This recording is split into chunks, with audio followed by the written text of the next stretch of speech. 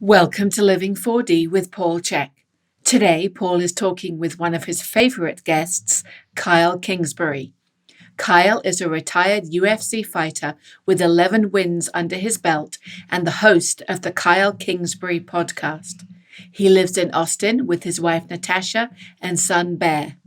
Hi, everybody. Today you get a very special treat. Kyle Kingsbury is one of my best buddies, and I've been on his podcast, the Kyle Kingsbury podcast, 6 times now. Whenever Kyle and I get together, he's always telling me about some of the amazing people he's interviewed and the great information they share. And though I listen to as many of his podcasts as I can, time for me is very limited.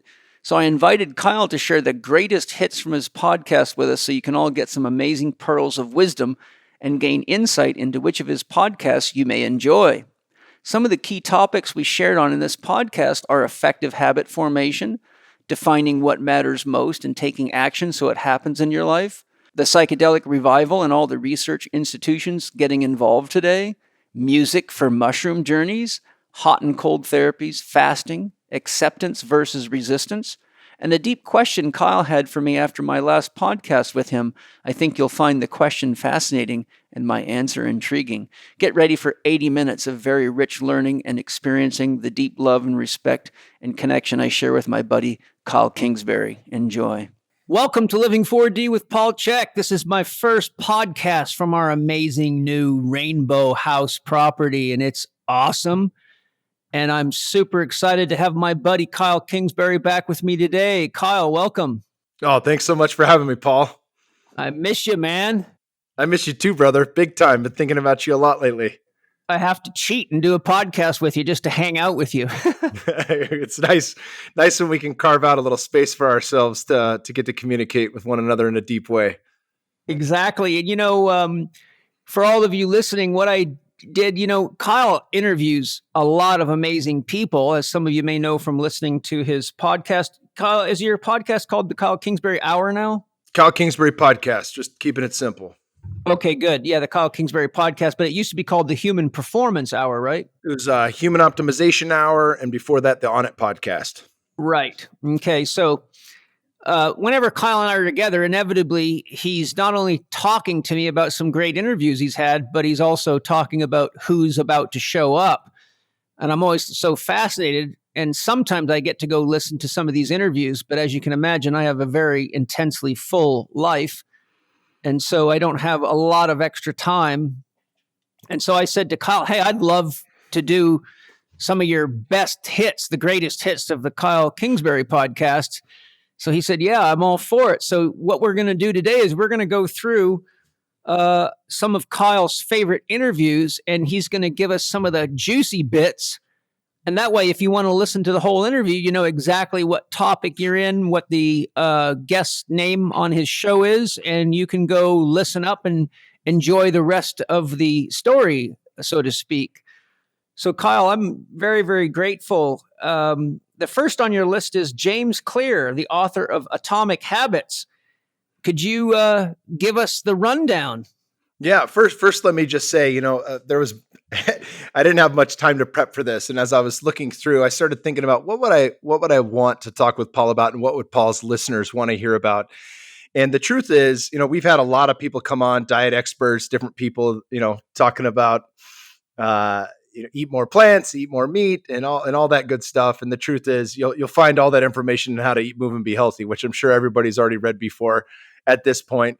So no need to get into that stuff. I do have quite a few interviews around that.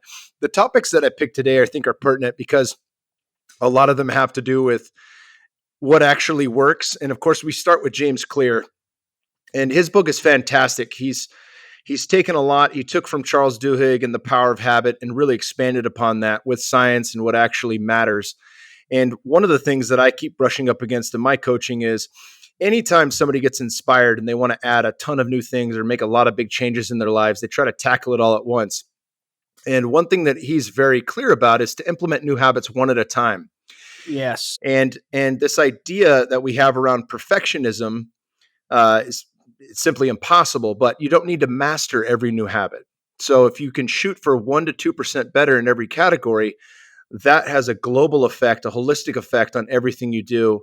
And the end result is you get better in ways you couldn't possibly imagine. And the example that he uses is Pat Riley from the LA Lakers. He was the coach during the 80s with Magic Johnson and the great run that they had. And this is something that he began to work on them with. He didn't want everybody to become masters of dribbling, masters of shooting, masters of defense. He wanted everybody to improve 1% to 2% in each category. And they had different drills as they went about that, and different focuses and times they would focus on those things. But that was his goal. Improve a little bit in each direction every time they step onto the court. And of course, they had a lot of success in doing that. James really has a lot more than that. But, in terms of what I really drew from that conversation and what keeps coming up for people that I work with is, how do we implement that? How do we make changes? And I think now, as we look into our daily schedules, and of course, everything is we'll get into later in the conversation around quarantine and COVID-19, what skills can I implement right now that will have a lasting effect? And the thing I've been thinking about are, what are the seeds that I plant right now that last well beyond quarantine? How do I change my life in a way that matters to a degree that when everything goes back to whatever the new normal is, I have something that is so beneficial to me that it sustains throughout the rest of my life. And I think if we can add in those things one at a time, give them space so that they actually do become habit, and then take this overarching misconception of trying to master each and everything that I add in, but simply work with it, practice it. Yoga is a practice. Tai Chi is a practice. Meditation is a practice. If I can practice that, getting a little bit better and improving 1% to 2% in each of those categories, that has a lasting effect that benefits every system of the body and mind. Yes, absolutely. I wrote a couple of notes just while I was listening to you. And, one of the things I've learned from 36 years of, coaching people, being a therapist, and is that, when I was young, I used to write really comprehensive programs that would be ideal for, astronauts and people like that. But I remember one time a lady came back and I said, "How's your program going?" She said, "Well, it's going really good when I can do it." But she said, "I think you forgot that I'm a mother and I have to cook dinner and I have 3 kids." And she said, "When I do everything on that program, it actually takes me about 3 hours. And my husband and my kids are very pissed off because the only time I can do it is in the evening around dinner time." And she said, "So I need you to help me figure out what I have to do first." And that was my first realization that it doesn't matter how good a program is if a person can't do it because you're implementing too much change for them at once. And I have a system called the 5 program design factors. And the 5 program design factors are time, energy, willingness, finances, and resource availability. So whenever I'm designing a program for somebody, whether it be spiritual change or whether it be designing an exercise program for them or working on challenges in a relationship, I always say, okay, how much time do you have to work on this? What resources do you have? And then I, of course, say, well, this resource would be very helpful for you. If there's equipment needed, what is it? Is it available? Can you afford it? Can you financially afford to implement the changes that I suggest? Or do we need to look for strategies such as amortizing it or pacing it out? And how much energy do you have? A lot of people that come to guys like you and I for help have lots of problems and big problems, but they don't really have much energy because they're so far into poor health or have created a life that's so busy they can't breathe. So I think when we're implementing change, it's very important to remember, how much time does a person have? How much resources do they have? Do they need any specific equipment or back to the resources? Do they have the energy? And is there going to be financial challenges? Because when we're making change, if we offer change that's too expensive, it induces so much stress it usually causes them to lock up and keeps them in a state of stress. The other point that I wanted to bring up, it's interesting here. He says, shoot, to get 1% to 2% better. And in the science of getting into the zone, they say if you just push yourself 1% to 4% past your normal comfort zone, you can enter the zone. So I thought it was interesting that 1% to 2% better correlates with the 1% to 4% pushing beyond your normal. Yeah, I like that. It's also bringing up, now that you've made that correlation, Charlie Francis, Ben Johnson's old coach, that said Yeah. every time you step out to run a race or train a sprints or lift weights, you want to improve 1 to 3 or 1 to 4% in the gym. And if you're not making those improvements, then it's quite likely you're overtraining or not getting enough rest and not doing something appropriate on the recovery side. Yeah, he said if you can't improve 1 to 3%, you don't belong in the gym. You should be resting or stretching or doing something to support you so that when you do go to the gym, you can actually grow yourself. I love that. Well, Yeah. this what was the five? Your five. Time, energy, willingness. A willingness I didn't expand on. I have a scale I use. 10 would be absolute commitment. 0 is no willingness at all. And I learned this from my stepfather, Alex Sensor, who's a nonviolent communication instructor.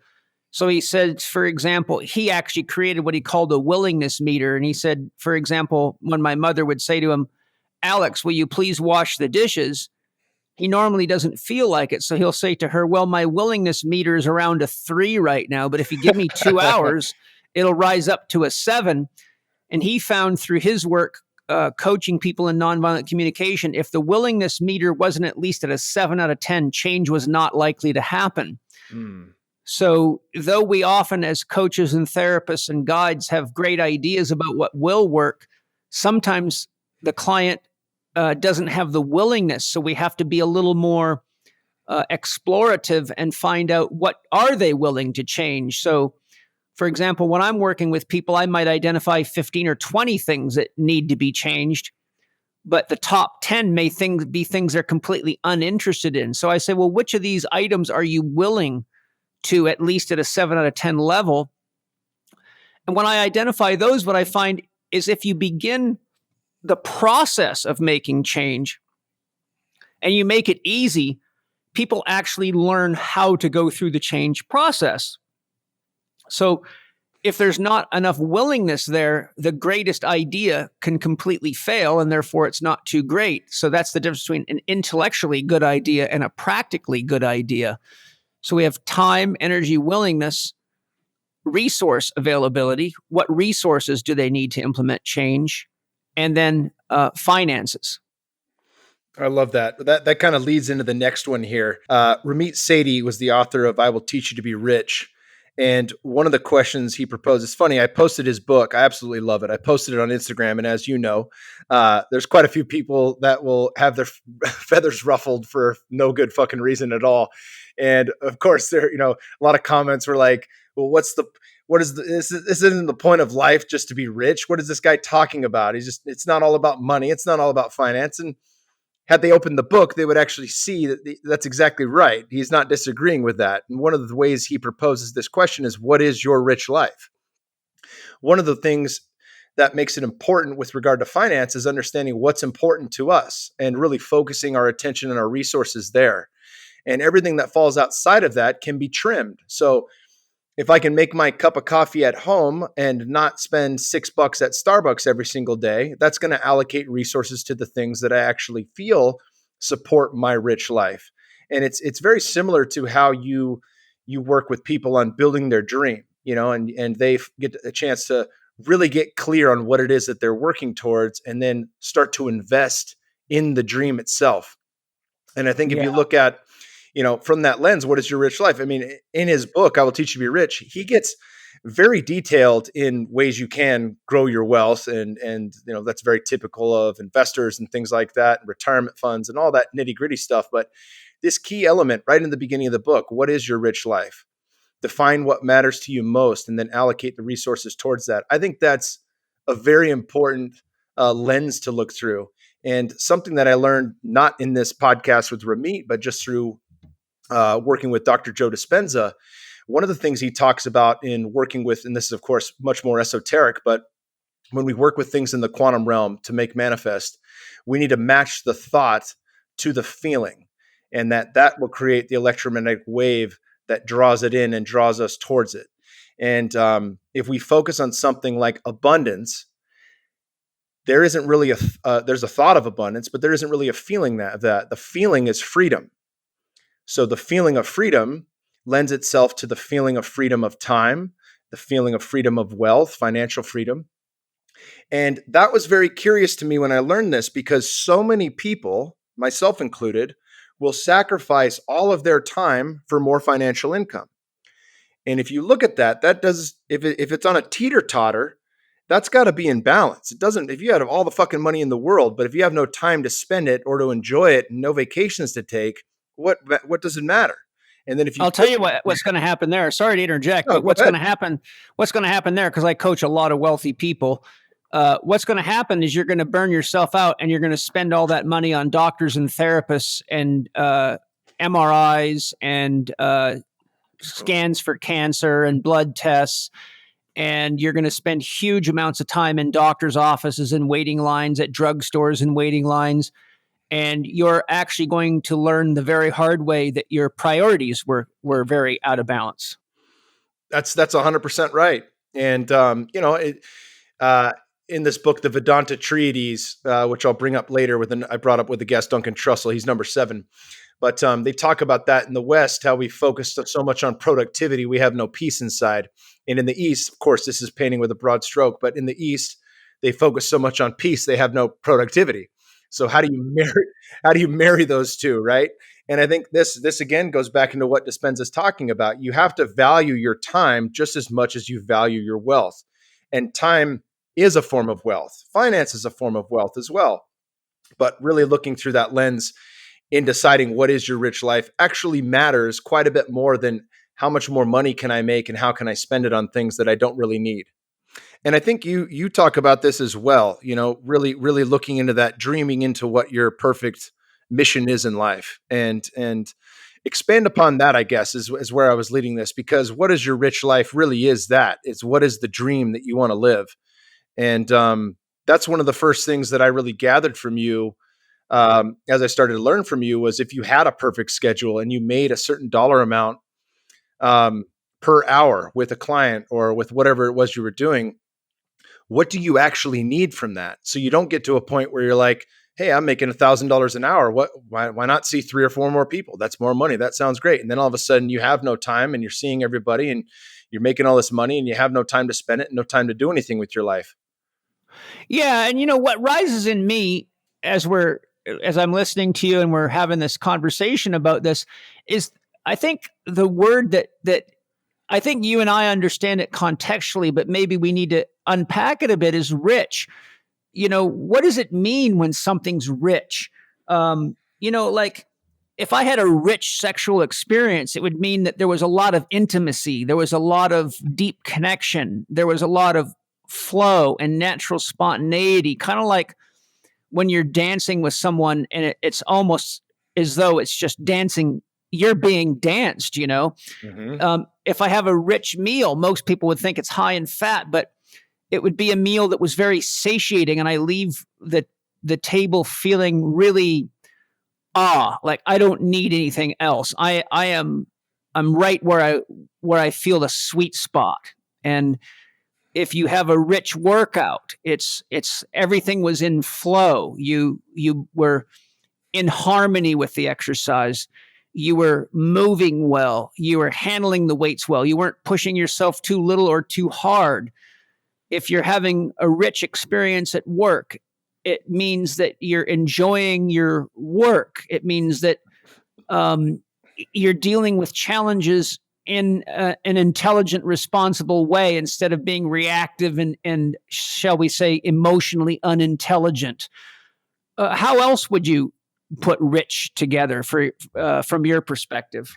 Yeah, what's coming up for me as you describe all of these rich things is that what comes with a rich experience is a sense of fullness. It's a sense of, I feel really good right now. I've had enough of that, and whether that's a workout or a sexual experience or a book that you read that is rich with wisdom, there is a sense of fullness and completion that comes from that. And I think those are the things that we're attracted to, no doubt about it. It doesn't mean that I need to have the fattiest, saltiest, sweetest food on the planet to get there. Oftentimes it comes with less. It comes with a balance. It comes with, the perfect workout, not too much, not too little, where I leave, a couple reps in the tank on each set, and I feel more whole than when I started. Any exercise or practice that I have, if I leave more whole than when I started, that's a rich experience for me. Hi, everybody. Kyle Kingsbury and I are huge believers and supporters of the organic farming and organic foods concept right across the board. If you'd like to add real certified organic nutrition to your diet that's easy to use, fast, and nutritious, there's no better place to start than with Organifi. Organifi offers a wide variety of excellent, good-tasting, easy-to-prepare superfoods, protein powders, and drinks that my family, friends, and clients use regularly. You can taste and feel the nutrition right away, and I know you'll love Organifi's products. Go to Organifi.com, that's Organifi.com, and at checkout, use the code capital C, capital H, capital E, capital K 20 to get your 20% discount.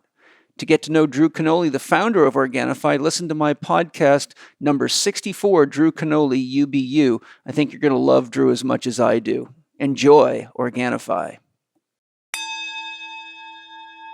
Yeah, and I think our culture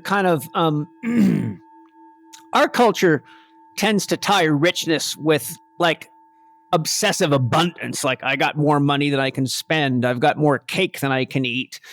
I got more women than I can make love to, or whatever. And I think kind of the word rich, it sort of leaves too much to the common intellect, the kind of common cultural faux pas around rich, sort of the stigma or the assumptions around rich. But, what I would like to add to that is that, we've described the awesome meal, the awesome workout, but I think that, when we apply the principles of mindfulness, you could be in a workout and get interrupted 3 times by people. And you can either say, God damn it, I wish these ding dongs would just frickin' leave me alone. Can't they see I got my headphones on and a shirt that says fuck off, I'm busy? Or, but I think we can expand our richness by learning to go with the flow, So maybe you wish you had more hot sauce to make the meal perfect, or maybe you wish you had more meat, or maybe you wish the sex was a little better and your partner wasn't so busy thinking about their meeting with their boss tomorrow. But I think that we can bring richness by being rich in equanimity, the ability to sort of walk the tightrope and surf the waves and find the beauty in the unfolding of life as it is. Because as the old saying goes, reality is what's happening. And if we do our part to bring the richness with us, but know that life is also really about relationships, then we can add a lot of richness by not having this, shall we say, tightly controlled need for our richness to be exactly how we want it, or we really are departing from the reality that life is about relationships. I love that. Yeah, that resonates well.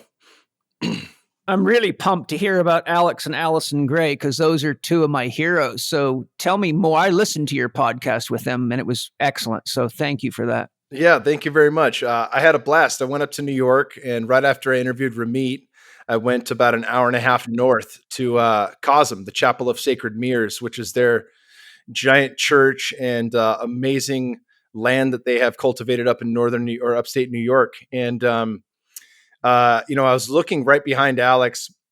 He had his giant commissioned history of psychedelics. It was really the tribute to Albert Hofmann.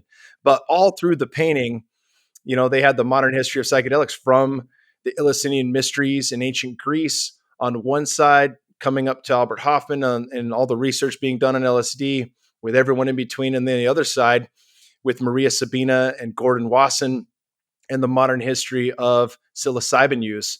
And so I thought, who better to take me through the trip down memory lane than Alex and Allison, because of the fact that they are visionary artists, and they have had a relationship with Timothy Leary and Richard Alpert and many of these great people. And so they took a deep dive through this. And I was just blown away. One thing I wanted to mention that's going on, as you know, is there's a ton of research being done at Johns Hopkins. A friend of mine, alongside Tim Ferriss, ponied up $17 million with a couple other people to make a psychedelic wing at Johns Hopkins. And the second that was done, due to the fact that this is a major institution and they have a lot of street cred, 5 other major institutions joined in. And so we saw University of Florida and I think Ohio State and a few others all say they want in on that. And now they're all in the process of raising money so they can have their own psychedelic wings, which are completely devoted to the research around plant medicines and psychedelic substances. And I think this is just fantastic. I watched a documentary that's on Netflix now called Have a Good Trip, Adventures in Psychedelics. And it's a bunch of comedians that just go through their trip report. And of course, you are a shaman and a medicine man, and you understand that there is a great deal of care that is necessary for these experiences to go well. It's not just set and setting. It's oftentimes the guide that you work with. And that was kind of left out. But what was beautiful about it is they, in a tongue-in-cheek way, just shit on all the old propaganda, people jumping out of windows on acid and just really, that you're playing Russian roulette with your brain. One hit will just send you into permafry and you'll never come back. And really just, in a poking fun way, joked about all this complete nonsense, similar to reefer madness with cannabis. And it was very cool because in everyone's experiences, even the people who didn't like it in the so-called bad trip, they all had very good takeaways that were positive and life-changing that mattered to them. And I think that's the narrative that needs to go through the mainstream. And of course, Netflix is, they've got documentaries on flat Earth, for crying out loud, but every now and then they deliver something really good. And this was something that I think resonated well with me, and I think will resonate well with the masses. Yeah, I find it quite amazing and beautiful that we're having a psychedelic revival right now.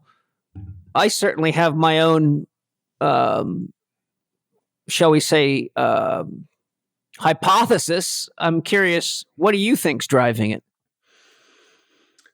Well, I think more and more people are aware that maybe the bill of goods we've been sold is complete bullshit. And also more and more, we're in a situation where the model there, and this goes to show, we see it now in COVID-19, there are many models that are broken and need to be fixed. And you know this better than anyone, the healthcare system is a complete joke. Fantastic for triage. I had shoulder surgery. My shoulder works perfectly. Thank you for that. Awesome. You get in a car accident, you go to the ER. Awesome. Not too good around preventative health, not too good around keeping people healthy, and not too good about teaching people what health is. And of course, that's why people like yourself are so important in the world.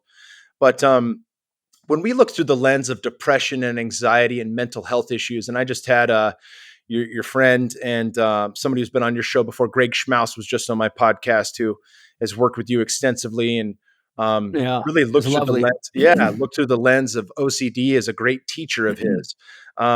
If somebody had schizophrenia in a tribal setting, they would have been honored and revered as somebody who could work with spirits and work with external knowledge and consciousness in a way that most people with an everyday waking brain cannot.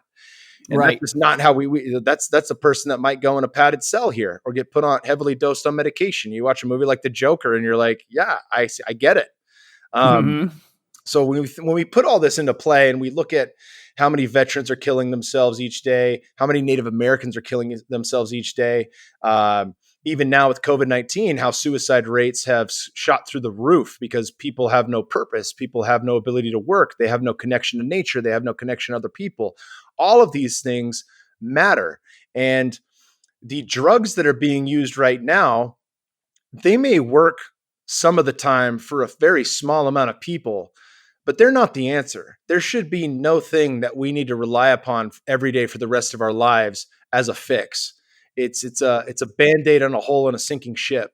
And something that Gabor Mate talked about, who, of course, but for your listeners, is a licensed psychotherapist from Canada and worked with ayahuasca many hundreds of times, is that at the root of all addiction is trauma.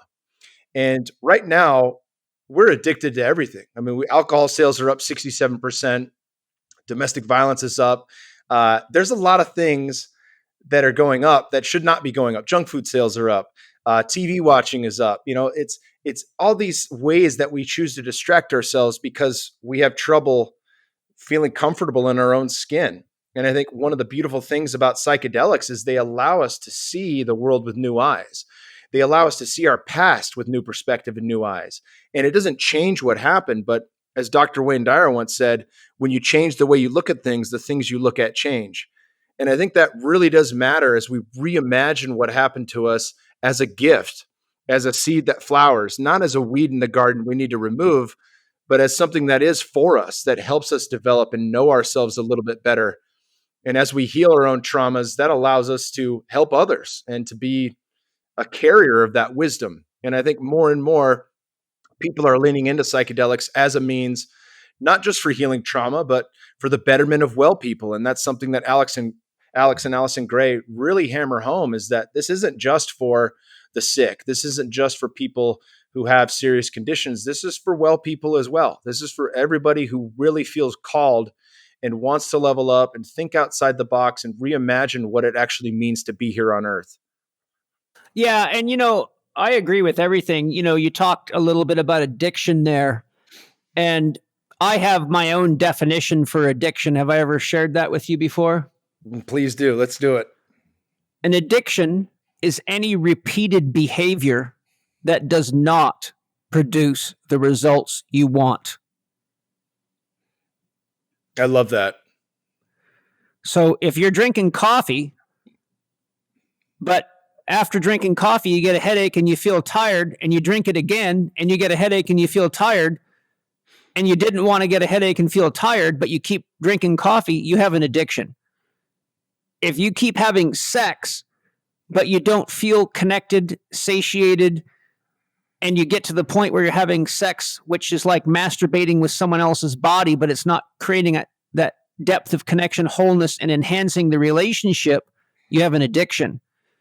If you can't deal with an interruption to your exercise schedule without becoming somebody that nobody wants to be around, you have an addiction to exercise. If you have certain foods that you have to have, or your day is shitty, then you have an addiction to the food because the food's not producing the results you want.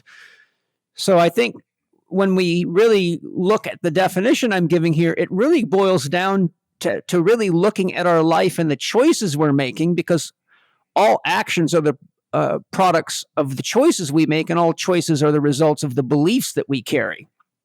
So what happens when you take plant medicines, for example, is it basically dissolves your belief system. And then that's the domain of the ego, right? That the beliefs are what's giving you your sense of what you should or shouldn't do, or shouldn't have, or what you can and can't control. And when the plant medicines sort of modulate the default mode network, or the sense of self, the self circuits in the brain, then the unconscious filters up, and we all of a sudden realize that we're part of nature, we're part of life, we're breathing with the trees, that everything's alive, even stones come alive. And so, I suspect you've read the book Food of the Gods by Terence McKenna. Yes, fantastic. So, he talks about how that they had regular, all the way back thousands and thousands of years, all the way back to the era of cave paintings, that they would have ceremonies where they would get together and take mushrooms, particularly such as summer solstice, winter solstice, pretty much seasonally. And that the function of that was to dissolve the ego so that everybody could feel not only the oneness and the kinship with each other, but the oneness and kinship with the earth. And if you study Gebser's or Dustin DePerna's work, or Ken Wilber's work, etc., on the structure stages of consciousness, in order for us to reach the highest level of consciousness on the planet at this time, which is only about 2% of the population, the integral level, in order to reach your psychological potential or your capacity for consciousness, we have to transcend and include. So we come out of archaic, but we come into magic, but we don't lose touch with the earth. We come out of magic into mythical, but we don't lose touch with the earth and the magic of the medicines or the magic of the birds or the magic of the snakes or the magic of the charms or the magic of the landscape. We come out of mythical into mental, and we don't lose the archaic. We don't lose the magic. We don't lose the mythical. But when you look at our culture, it's become so heavily mental and so intellectual, which is largely driven by our education systems, that if it's not rational, logical, and can't be weighed and measured, it's simply untrue. So myths, which were the guiding stories that explained life and gave us a story that helped us stay connected to the cosmos, stay connected to ourselves, helped explain the cycles of life and the stages of life, and helped us understand what proprietaries and improprietaries we had to honor to function in a tribe and not get into warfare with other tribes. All those things that used to guide us now are considered lies by the highly intellectual, rational mind. And the myth means a lie. So the psychedelics really help integrate the archaic, and the magic becomes very obvious when you're on a mushrooms or LSD or ayahuasca. There's no question the magic's around, and the stories just bubble right out of you. And a good shaman is full of stories and songs are stories being sung. But the mental level really is connected with vision, but it's also strongly connected with the ego, because the ego gets enhanced when it starts believing in its own thoughts so much that it starts thinking that it knows the truth about everything. And you see this with fundamental religions swearing that God spoke to them and we're the chosen people. If you don't accept Jesus as your savior, you're going to burn in hell. And as I say to those people, what about the Buddhist? What about the Jewish people? Jesus was a Jewish person before he was a Christian. In fact, Jesus didn't even know he was a Christian. So the point that I'm making is, I think that we're really suffering from so much mental activity and so much stimulation from the information age and computer technology and the speed of information transfer. And we're in a society where, just to keep up with your iPhone, you practically have to keep studying software and computers. And it's like you now are moving so fast. You're so trapped in your head. And with technology, we've made life so easy that, Jamie Oliver, the famous British chef, questioned children in large audiences and found 50% of elementary school children could not identify common fruits, vegetables, and farm animals on flashcards, but could identify 100% of the corporate logos he showed them. So my point is that the psychedelics bring you back down into the earth. They bring you in touch with your story. And what most people call a bad trip is just realizing that you've got a lot of storylines that don't serve you. And now you're getting a chance to look at them so you can consciously edit your story. And so if you blame the bad trip on the drug and say, I'm never going to do that again, you just say, I'm never going to pay attention to the story that's controlling my life as my shadow and my unconscious, and I'm going to keep living out the same mistakes my parents and my ancestors made. So I really think that the psychedelics, because they're products of the earth largely, except for synthesized drugs, but mushrooms and ayahuasca and San Pedro and most of the psychedelics, they're really gifts from Mother Earth, and I think they reconnect the ladder of the structure stages of consciousness. And they allow us to have intimate and deep connection with each other, with ourselves, and with the world and the surroundings around us. And if you study like Zach Bush, for example, he talks about how viruses are really information that is released in areas of the earth or in sick bodies where there's a lot of stress. And they're actually packets of information to upgrade the software of anybody that comes into contact with them, so the body knows how to deal with these challenge areas, be it in the earth or in other people. And so the psychedelics are really like packages of information that upgrade our software, so we're more aware of what we're doing that's not healthy or what we're not doing that would create health for us. And I really think that, if you study the history of medicine, they stole a huge percentage of the formulas that they used and synthesized and patented from medicine men and shaman all over the world, but they destroyed the intrinsic harmony of the medicines by synthesizing them and isolating them. It's kind of like taking 5 strings off a 6-string guitar and putting a patent on that one string. And every guitarist you hand it to says, yeah, nice guitar, but it's missing 5 strings. And they say, well, we couldn't patent those. So people take all these different drugs and can't figure out why. Maybe they don't have so much anxiety, but they can't poop, they can't think, and their dick doesn't work.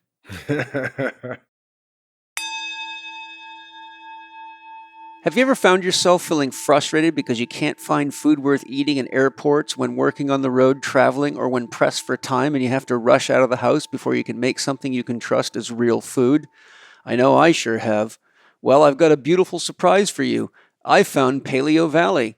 Paleo Valley has extremely high standards and use only the highest quality, cleanest sources for their animal and plant food products, and they have excellent jerky meats, neatly packaged so you can take them anywhere and never be stuck without something great to feed your beautiful body and stabilize your mind. I love their pasture-raised turkey sticks in their original or cranberry orange flavor. I'm allergic to beef, but Angie, Penny, and the kids absolutely love their grass-fed beef sticks, which come in jalapeno, summer sausage, garlic summer sausage, teriyaki, and original flavors. I can assure you Paleo Valley's meat sticks are so good you could literally make a meal out of them, or have them as snacks and you'd feel satisfied and satiated and know you've fed your body top quality nutrition that will make your cells dance for joy. Paleo Valley has lots of other great additions to meet your food nutrition needs, and their website is loaded with great articles, podcasts, recipes, and more. Go to paleovalley.com, that's P-A-L-E-O valley.com, and get your 15% Living 4D discount by using the code CHECK15. That's small k, C-H-E-K, 15 on checkout. The whole family will be satiated, nourished, and glad that you did. Enjoy. Yeah, there is a vast difference between cocaine and coca leaves, or mambe, as it's called in the Amazon, where they grind up a dried leaf in its perfect form in harmony with nature, and you just stick that in your mouth. Just a whole world of difference in the experience of that. Yeah. Just to share real quick too, look at vape pens. The shit they're putting in vape pens is enough to just knock you over. I mean, I've had a couple people say, hey, try this, man. And I'm like, God, that's like I'm breathing in somebody's aerosol underarm deodorant from a drugstore or something. I'm like, what the hell are you putting in your body? So one of the dangers of the psychedelic revolution is that damn well the drug companies are going to synthesize all this stuff. And the next thing you know, everyone's kind of like, marijuana. We got a shitload of people that are stoned all the time now, and they're not really checking into life. They're checking out of life. And if we aren't careful, we're going to lose the symbiotic harmonies. When you take a mushroom, you're eating the earth, you're eating the rivers, you're eating the sky, you're eating the sun, you're eating the starlight. You're eating something that is an incredible synthetic balance of the intelligence of the spirit of the mushroom. But when you isolate psilocybin out, you're going to miss the connection to the earth. And I think that there's an area that needs to be researched right there. And someone like Sayer G has the kind of right mindset to look into stuff like that. But that's one of my fears. As much as I love the psychedelic revolution, I love that doing research on it. So far, every time I've seen research be done, it leads to a bunch of scientific isolation and more, what we would call hacking than real medicine. Yeah, I definitely see that as a concern as well. Well, let's jump up to East Forest. East Forest is a dear friend of mine. He's a musician and somebody who spent the last few years with Ram Dass out in Hawaii before he passed on, and has some beautiful sessions with Ram Dass where he basically recorded with him. And, this is post-stroke, so it would take Ram Dass a minute or two to get one word out, but he still remembered exactly where he was in the sentence. It's like his brain just had a pause in between. And he would say the most beautiful things about trees, and East Forest would layer music over that. Another thing East Forest did was he created, he listened to the Johns Hopkins album that they were playing for people in these studies. And it's largely taken from, what Timothy Leary was doing. They would just play classical music, and classical music is phenomenal stuff. But for a mushroom experience, or, getting into the deep shadow work, to have these highs and lows where it gets really quiet and then all of a sudden, bum, bum, bum, bum, bum, Tchaikovsky, Yeah. it's like, Yeah. it's a bit fucking much. So he reimagined that. And, he did a Music for Mushrooms album that's available for everybody. It's on Spotify, iTunes, Amazon Music. It's all over the place. If you have an account, it's free. And it's a 5-hour playlist specifically to guide you through a mushroom journey. And Right on. I've done quite a few journeys to this. It's just exceptional. He has a ton of field recordings where he went out and sat in parks and recorded the crickets and recorded the birds and recorded any sounds he could get his hands on. And he layered that in. And this guy, he's a phenomenal musician. He plays everything from piano to harpsichord to the harmonica to the Native American flute. And at different times, he just goes through with these different instruments. And I asked him on this podcast to go, how did you figure out the timing of, when you would fade in, when you would fade out, when a different instrument would come in? And he said, I worked on this album for 10 years and I've been editing it for 10 years on mushrooms. And I was going to say, he probably took mushrooms. yeah. He said, I didn't create the album, mushrooms did. And when you experience the album on mushrooms, it's like, of course, there's no fucking question. Of course, this is something that has been gifted to us. And, it's an incredibly beautiful album, and he's a very genuine and beautiful medicine man in and of himself. That's awesome.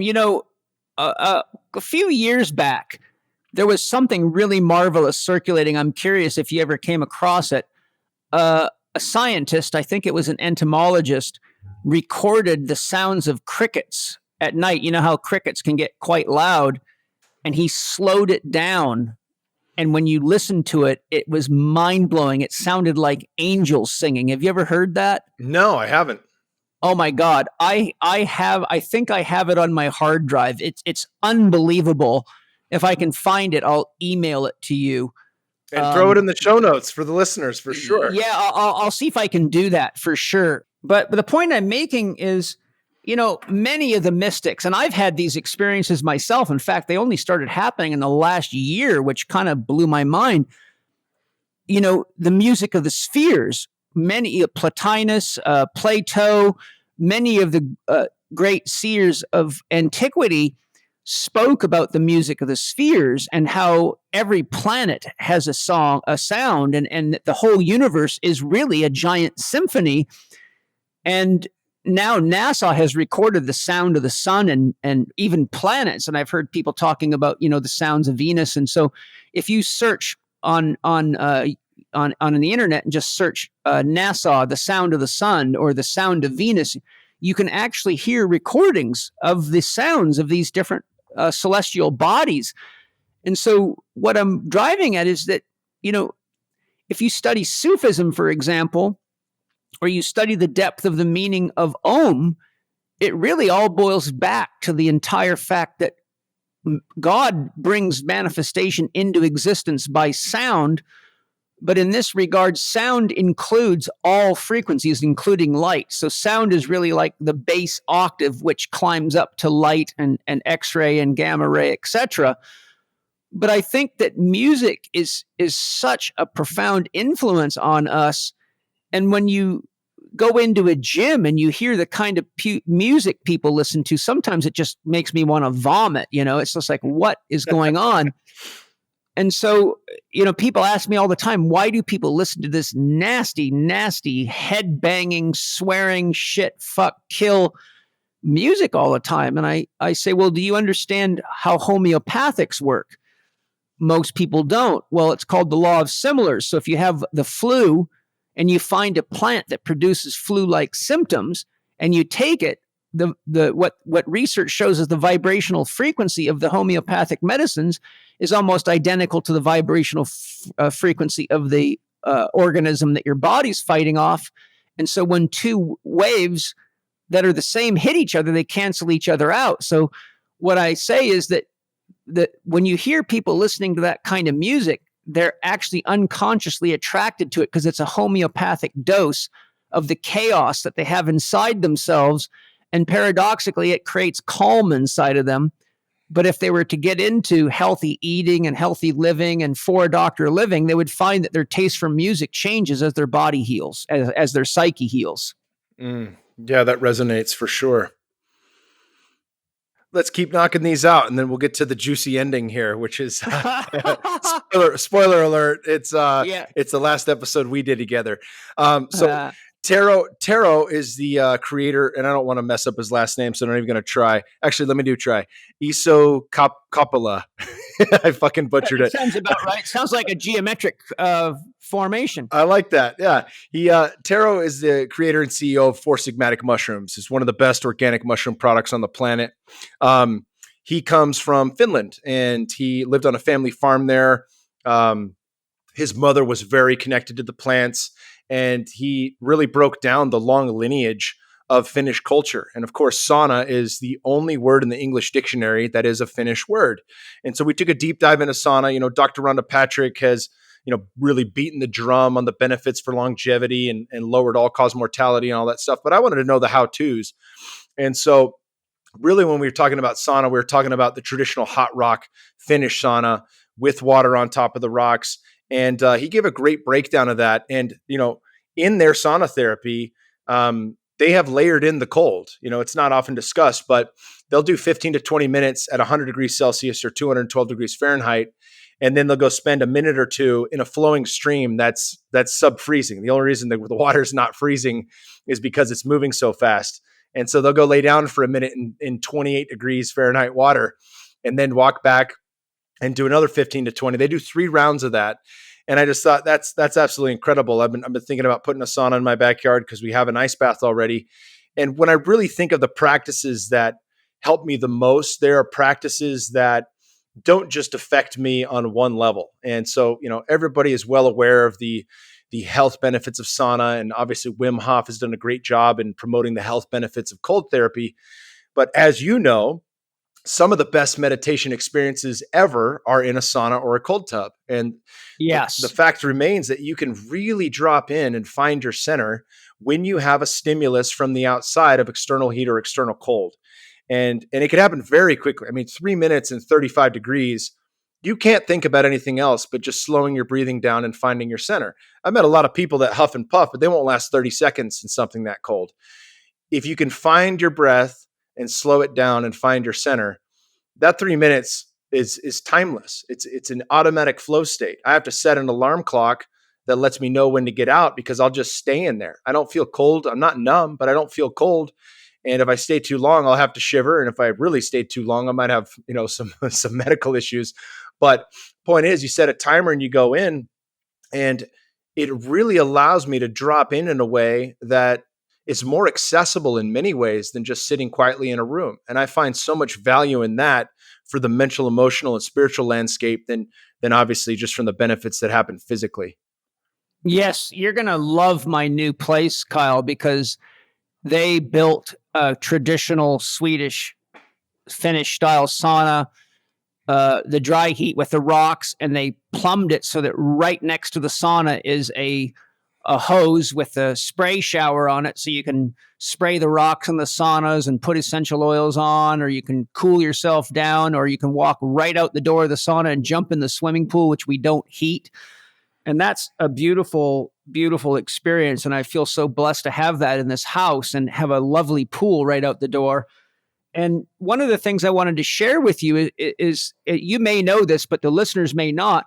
The reason you can get into such deep meditations in saunas or in cold water, and believe me, I know about cold water because I used to do a lot of teaching in Denmark, Sweden, and all through that whole region. In our Swedish distributors, Eleiko, the Eleiko Barbell Company, are hardcore Danish people, and the water in the winter, the ocean freezes, and they would take me in the wintertime to the ocean where there was one of the local parks where the park rangers there would cut a hole in the ice, and we would actually jump in and go for a swim in this water that's so cold. Ships are actually frozen in the water out there on the ocean. They can't even move the ships.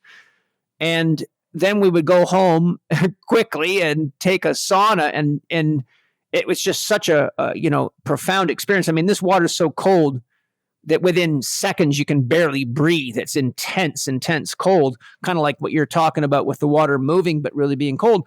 But the point I'm getting at, and Steiner talked about this is where I learned it from, is that whenever we enter a transitional state, so when you're in a sauna, your body's getting very hot, so your energy is flowing out of your body. Your body's trying to cool, water's pouring out of your body.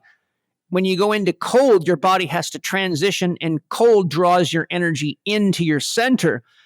In the morning, most Tai Chi and Qigong practitioners and people like that know that the Qi field is the strongest in the first and last hours of sunlight because the Earth's energy is shifting.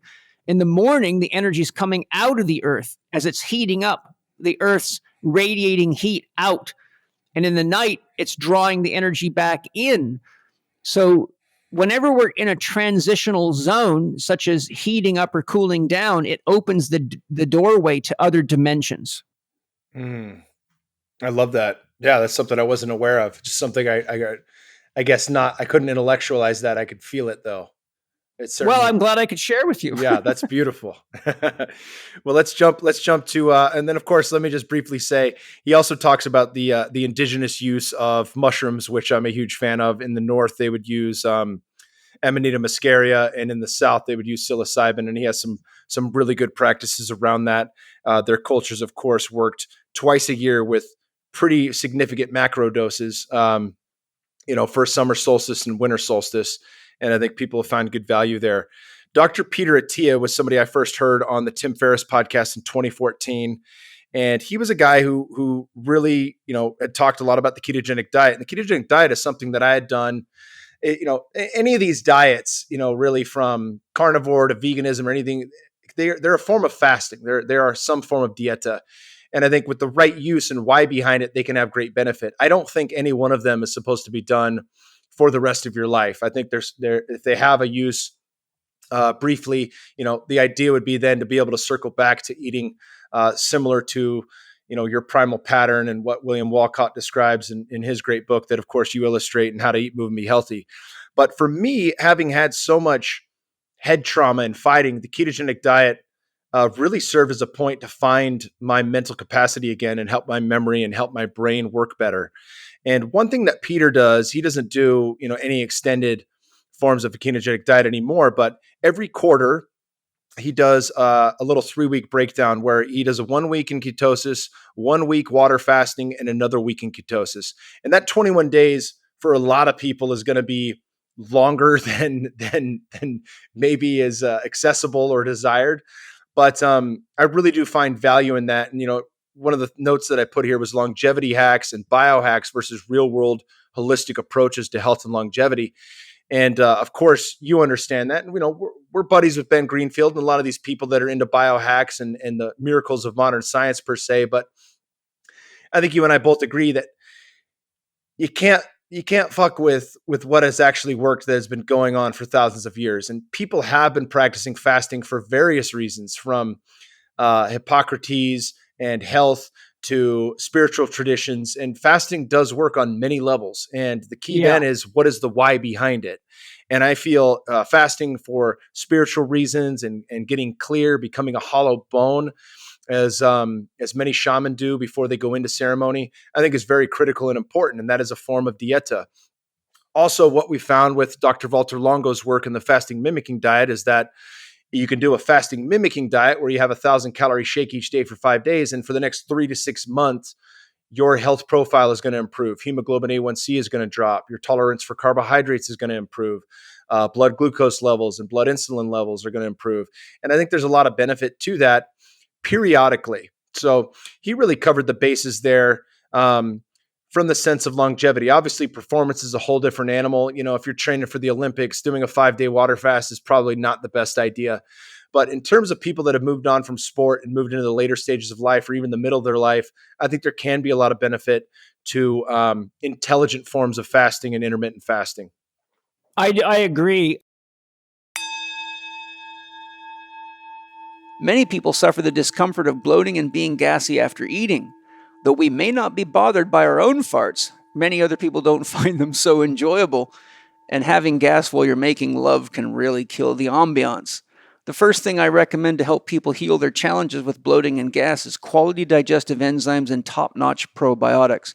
And no company makes better enzymes, probiotics, and digestive support supplementation than Bioptimizers.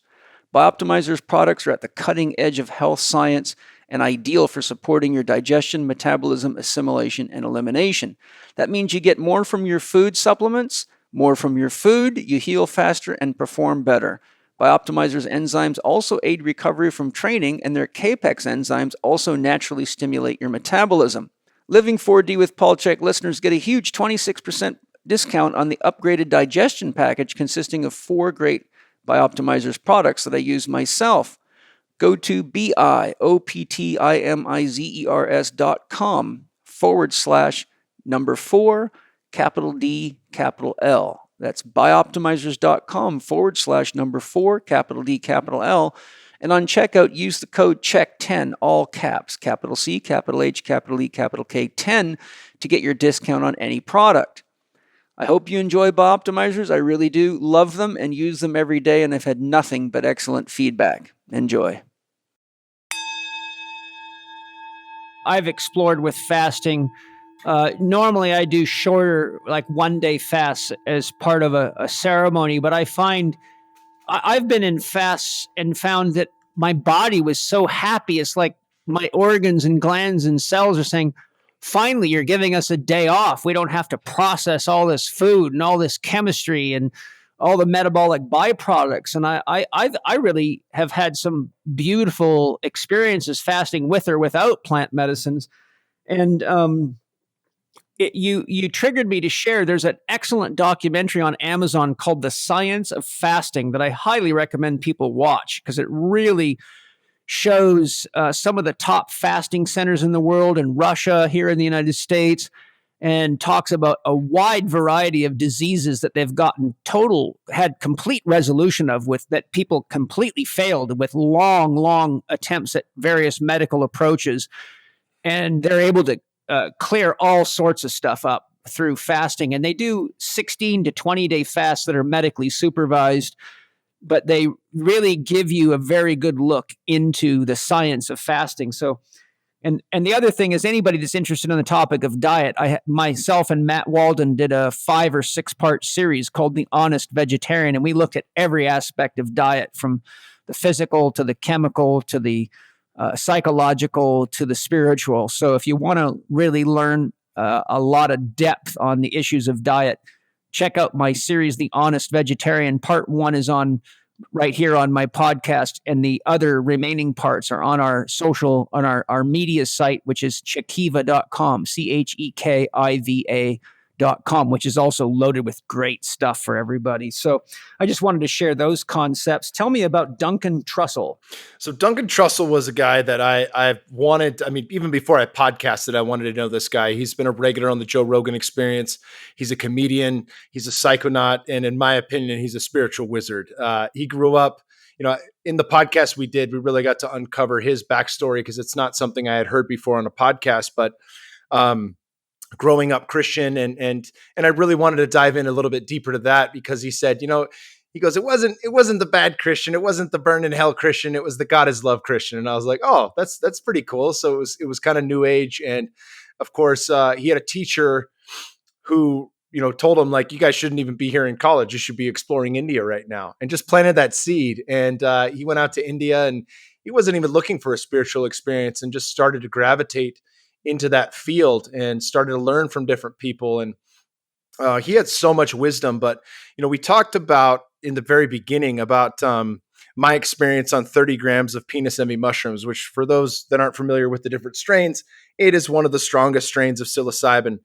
And, I spent, five different layers of what felt like infinity, eternity, in my own personal hell as I worked through this. And of course, there are no bad trips. I look back on that as one of the best experiences of my lives, and one of the most important ones.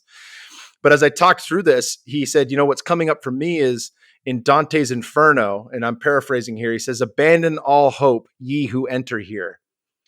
And that was my only way out. My only way out of each level was complete and total surrender. And it wasn't enough to Yes. actually say I surrender to this experience. I had to come to terms with the worst possible outcome.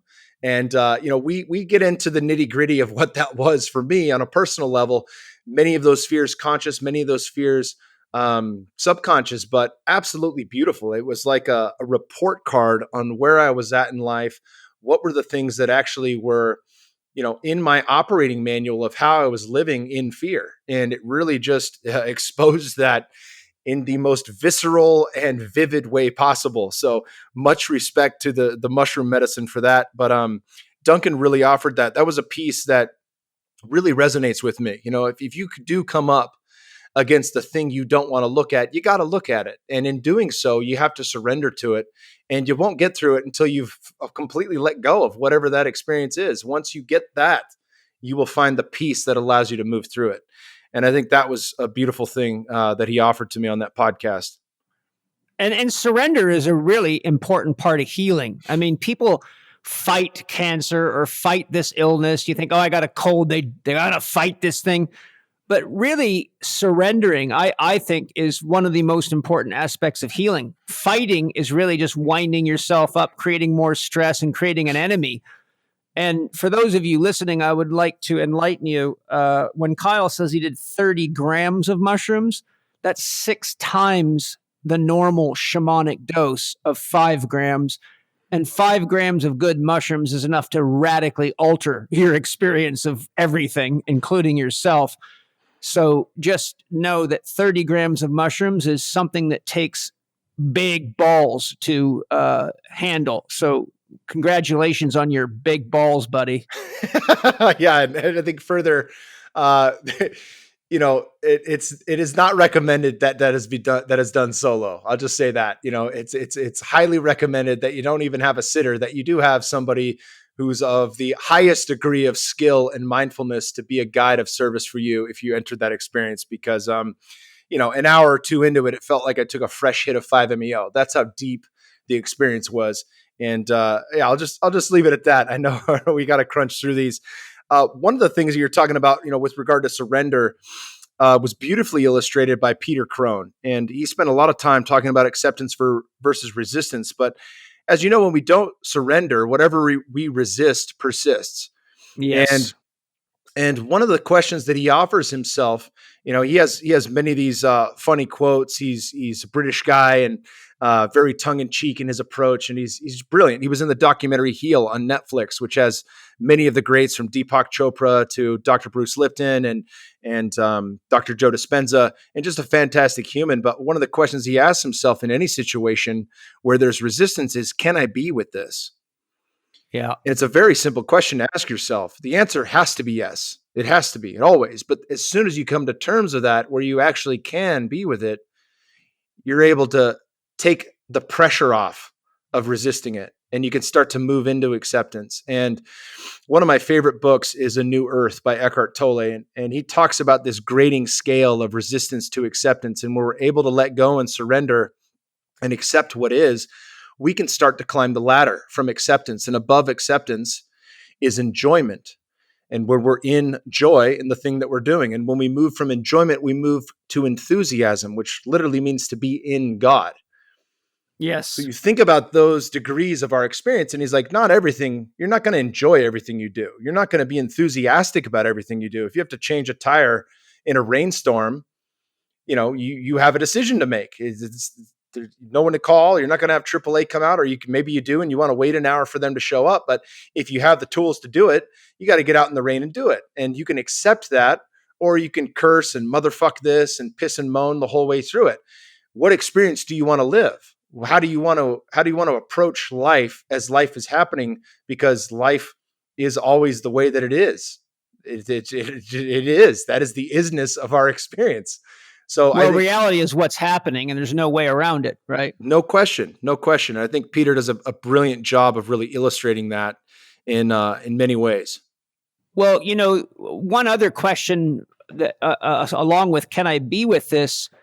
that I use, and this is enough of a spiritual practice to take you right to enlightenment. It sounds simple, But when I'm having challenge or feeling resistance in myself or in a relationship or something, and I'm feeling myself getting wound, I ask, what would love do now? And Hmm. if you really want to be enlightened and you really want to have a deep spiritual relationship, when you ask the question, what would love do now? You have to really be honest with yourself, because the ego will say, well, what, screw them. I want to punch them in the face or cut them off, or I'm never going to talk to them again. But when we ask, what would love do now? And we really have the intention of living truly and fully from our heart, it opens up a lot of doors. And unfortunately, you have to go through the ego getting its surface layers peeled off to get down to your heart. Yeah, I love that. That's a beautiful lens to look through. It's reminding me of one of my first few ayahuasca ceremonies was at a Native American reservation.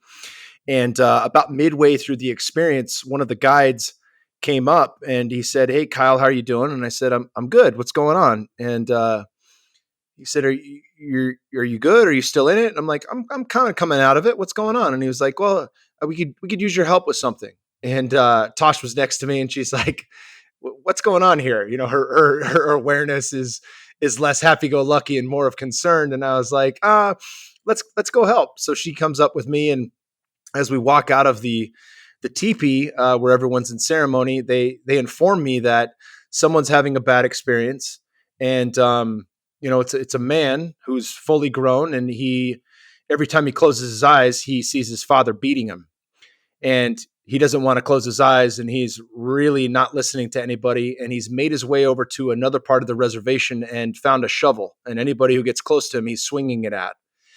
And so they've enlisted me to figure out a way to get this guy to calm down. And all of the fight experience is going through my mind right now. I'm well trained. I'm still in the fight game. I'm still very much practicing martial arts. And I'm thinking, all right, I'm going to let this guy take a swing at me, and then I'm going to rush in and I'll get behind him and gently choke him out. And then hopefully when he comes back, he doesn't have the shovel in his hand, and we can talk him down and quiet him. And all of these scenarios are going through my head of how to actually disarm the man and physically take over his body. And as I approach him, the intuition of Aya speaks through. And the answer was, all the violence that this person has experienced in life will not be fixed by more violence. Nope. And the offering is love. It has to be that. It's the only way. And as we approached him, we just let him know. And this guy didn't speak a lick of English, only Spanish. And we didn't, I don't know, maybe 5 words in Spanish.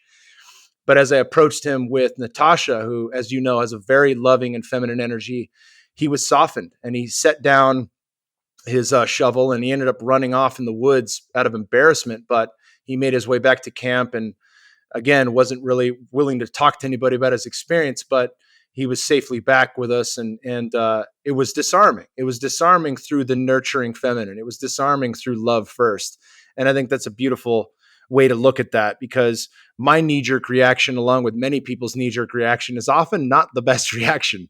But if we take a step back and look through the lens of love, then we can see what is the best way to approach the situation. Yeah, and that's important. That's an important story, because with the boom in psychedelics and all the medical research, people actually get quite deluded into thinking all of these experiences are just happy, joyous, wow man times. But psychedelics bring the unconscious up. And so all the repressed pain, fear, trauma, it comes up, and it takes tremendous skill to effectively navigate plant medicine ceremony, because a lot of very shocking and painful things can happen. And it's not something you should just do recreationally. It's something that you really need to find skilled help, because you never know what's going to come out of you, because it's in your unconscious, because you repress it so that you don't have to deal with the pain of it until you're ready. And the plant medicines can sometimes deem you ready before the people around you are ready. So keep that in mind, everybody. I love that. Well, let's get to the juicy here. Paul, you've been on my podcast more than anybody, and that will continue to be the case for as long as you're around here. I want to milk you as best as I can. And this last podcast, we really dropped a narrative of all the basic shit I feel that people needed to hear. And we took a deeper dive into consciousness itself. We talked about the preparation for altered states. You had this beautiful analogy of the body basically being your dog, and if you don't feed the dog's going to bark when it's hungry. If you haven't had enough water and you're not hydrated enough, the dog's going to bark when it's thirsty. If it's tight and stiff because you haven't taken the dog out for a walk in nature, it's going to bark at you. And so all this through the lens of how can I successfully enter a state where I'm able to leave my body? It's not going to happen if you haven't tended to the needs of the body. And I thought that was absolutely brilliant. We talked a bit about the nature of consciousness, and something that's come up for me that really has resonated with me. As we learn about God or source or consciousness itself, whatever you want to call it, we know that our source is all allowing, and all it takes is looking at the world and seeing the amount of suffering that there is. And we know that, it is all allowing. There is no two ways about that. Does our source love us? And if so, does our source want us to end suffering? Are you asking me a question? That's it right there. Like that's something that I've started to lean into, is awareness itself a loving awareness? And if awareness itself is a loving awareness, does it want us to end suffering? Or is every way possible a means to learn more? Is every experience on earth a way to know thyself and a way to grow? And if we look from the soul rather than from the ego, everyone's choices and soul contracts and commitments to learn and experience life in different ways are all ways that we grow and learn as God. Yeah. Hi, everybody. I'm super excited to tell you about Symbiotica's newest hot off the line product, which I've had the great fortune of testing, and I absolutely love it. It's D3K2 CoQ10. That's D3K2 CoQ10. And when I first tried it, it reminded me of when I first tried Angie's breast milk. It just made me feel so calm and balanced and centered inside. And one of the things I love about Symbiotica products is they're all micellized, so they're rapidly absorbable even by the most inflamed, damaged gut. I brought Shervine in to tell us about this amazing product. This D3K2 formula has been our pet project for over 2 years. We put so much time, effort, and research into it. D3 is at the center point of our immune system. It controls over 3,000 genes epigenetically that control how your immune system responds and when it wants to recover from, turning the fever on, right, or turning antibodies into any problems in the body. Yeah. D3 is at the center point. That's why the sun is so important. Our D3 comes from lichen. Lichen is a cross between algae and fungus. It's not coming from sheepskin, right, lanolin. It's not coming from a synthetic, something made in a lab. Yeah. It's extracted from lichen. And we combined K2 in there, which is coming from fermented garbanzo beans. Awesome. Let me tell you how important K2 is. K2, we now know, is in charge of activating your body's ability to take free-floating calcium out of your veins, arteries, and tissues, brain, heart, and different parts of the cartilage system in your body, and put them directly where they belong, in your bones and teeth. And we know that's one of the main issues we're dealing with today with the older society as they're getting older, osteoporosis, yes, and other things. Calcification is at the root of all disease. Yeah. Heart disease, the leading cause of death. Yeah. Boom, right there. We got the K2, and we also have it in not only the MK7 version, but the MK4. Thank you. I really am excited about this product. I love how I feel when I use it. And for me, I'm sensitive to energy. And when I put something in my body that my body immediately says, yes, give me more, I'm excited to share it with everybody. So go to cymbiotика.com, use the code all caps CHEK15. That's all caps, capital C, capital H, capital E, capital K 15 for your 15% discount on any of these amazing products, including the D3K2 CoQ10. Thanks for sharing. Let us know your feedback. As always, love to share with you and hope you enjoyed as much as I do. So the first thing is, you see, when you ask the question, does our source love us, etc., you're speaking of God in second person, which is a mistake. It's common for human beings to do that because of all of the religious programming. You can only get to God through the church. God has these rules. God's an old man in the sky. But the reality of it is there is nothing but source. Because God is that for which there is no other, God is source. So if God is source, then where could you possibly be but source? Everything is source. God is not in a location. If you say the source of the water is over there, you point to the tap and it's 30 feet away, then you got to walk to the water. But this water is in every single Planck space. It's in every quantum. It's in everything. Ervin Laszlo says empty space is 800 times more dense than steel with a friction coefficient of 0.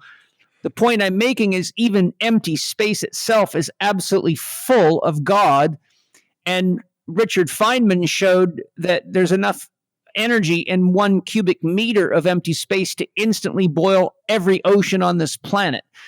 So the key thing that I would point out in regard to your question is to remember that God is not something other than us. We are God. The plants are God. The trees are God. The stars are God. Everything is God. We are God's body. We are God's emotions. We are God's mind. We are God's creativity.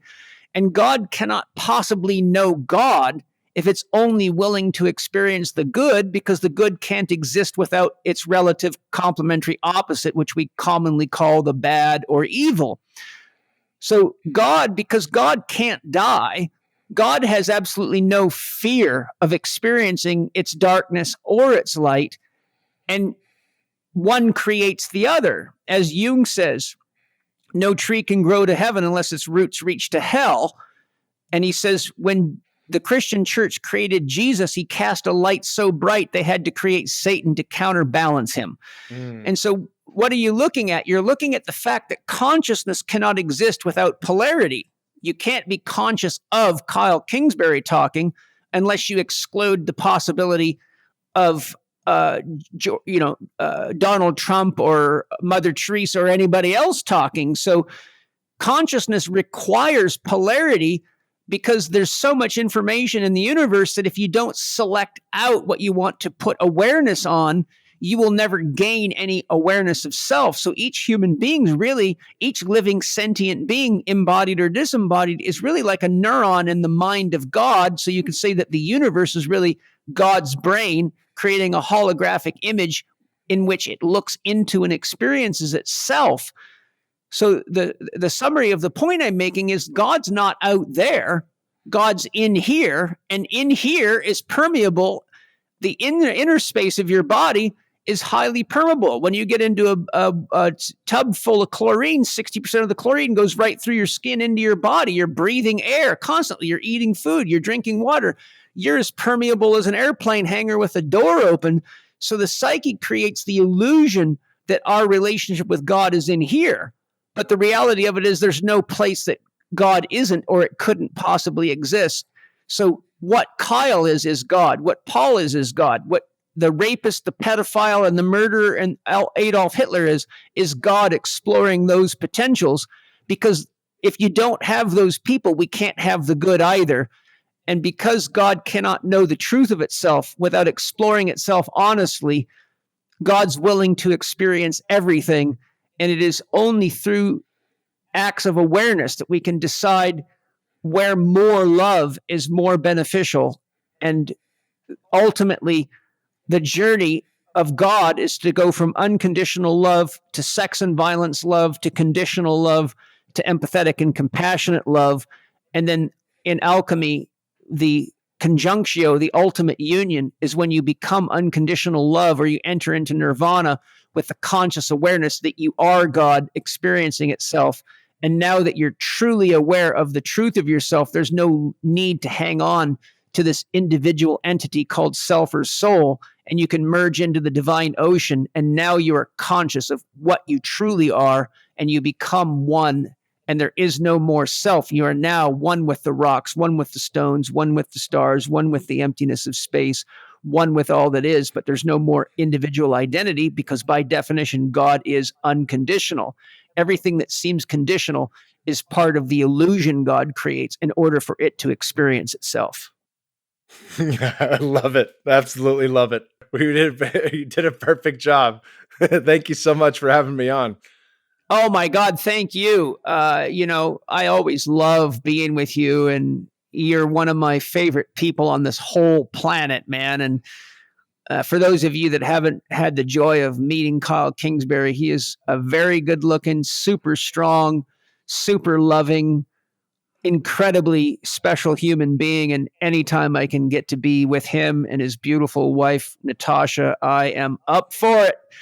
And I can't wait to see you guys, and blessings on your new child coming as well. That's exciting. Yeah, thank you so much. Well, it'll be a real treat to bring the whole family out and have little Wolf in your presence, and be able to play with Mana, and just really soak in the new vibe that you have going on there. Oh, absolutely. And thank you, all of you guys listening, for joining us. I hope you found our conversation exciting, interesting, enlightening. Check out the resources in the show notes. Check out Kyle's podcast. I brought him on because he's interviewed a lot of great people. And thank you all for any of the purchases you make with the sponsors of the podcast, because it allows me to have the time to do the work and the research and the management, and to pay the editors and all the people involved in making this podcast available to you. So know that I'm not sharing anything with you that I don't use and love myself. And I just want to say thank you, because it's your contribution that allows me to devote the time and the energy to spend time with people like Kyle, to share our love with all of you, so you can share more love with everybody else. Aho, great spirit. Aho. It is done. It is done. It is done, baby. Awesome, Paul. Thank you. That was awesome. Thank you for listening to Living 4D with Paul Chek and today's guest, Kyle Kingsbury. You can listen to Kyle's own podcast on Apple Podcast and Spotify, or follow him on Instagram at Living with the Kingsburys. Get your copy of his latest ebook, Eat with the Kingsburys Keto Cookbook, on his website at Kingsbu, that's KINGSBU.com. Follow Paul on Instagram and Twitter at Living4D Podcast, or on his YouTube podcast channel, youtube.com/Living4D with Paul Chek. You can watch more on Paul's blog at paulcheksblog.com and the Chek Institute's new streaming media site, Chekiva.com.